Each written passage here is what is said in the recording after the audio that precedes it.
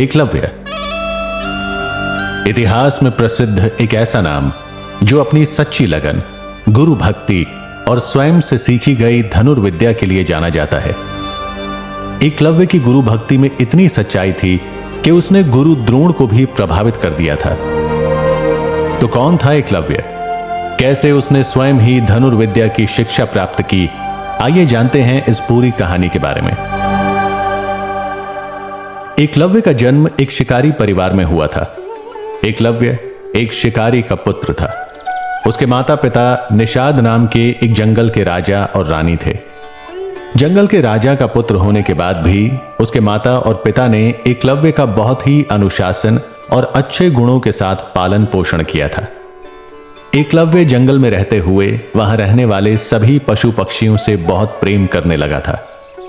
लेकिन वो जंगल में रहने वाले भेड़ियों से परेशान था, क्योंकि भेड़िए जंगली पशुओं को अपना शिकार बना रहे थे। इससे एकलव्य व्यथित हो जाता है और पशुओं को बचाने के लिए प्रयास करता है।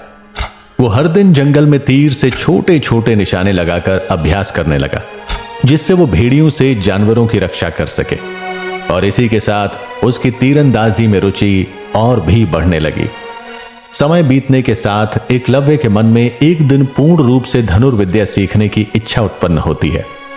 और क्योंकि वो हर काम को बहुत ही मेहनत और सच्ची लगन से करता था, तो इसी के चलते उसकी धनुर्विद्या के लिए बढ़ती हुई रुचि ने जुनून का रूप ले लिया और उसने स्वयं ही धनुर्विद्या का प्रयास करना आरंभ कर दिया। एकलव्य को धनुर्विद्या का प्रयास करते देखकर उसके माता पिता चिंतित होने लगे।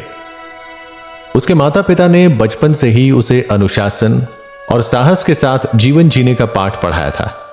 एकलव्य के माता पिता उसे जंगल में रहने वाले जानवरों के बारे में बताते हैं और कहते हैं कि एकलव्य को ही आगे चलकर इस जंगल और इसमें रहने वाले सभी जीवों की रक्षा करनी है।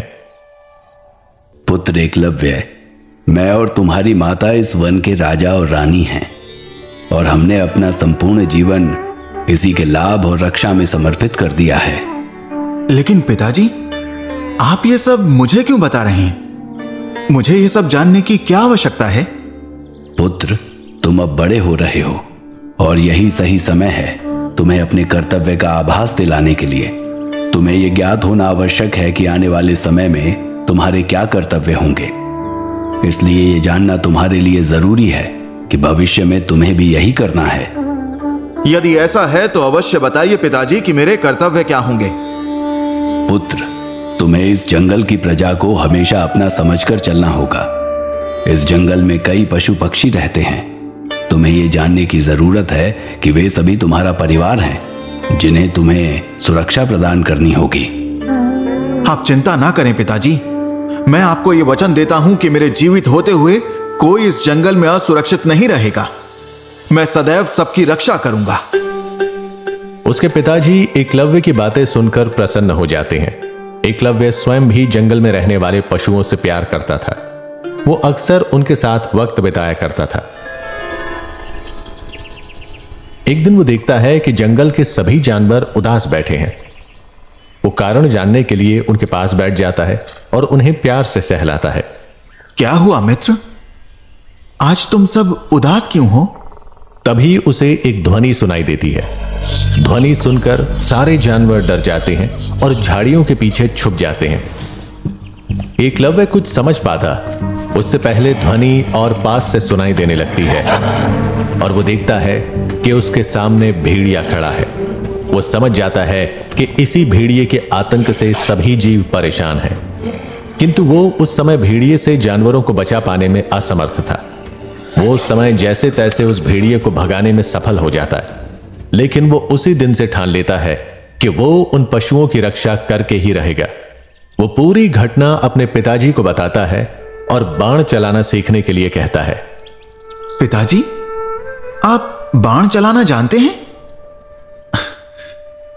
मेरी आपसे प्रार्थना है कि आप मुझे भी बाण चलाना सिखाइए।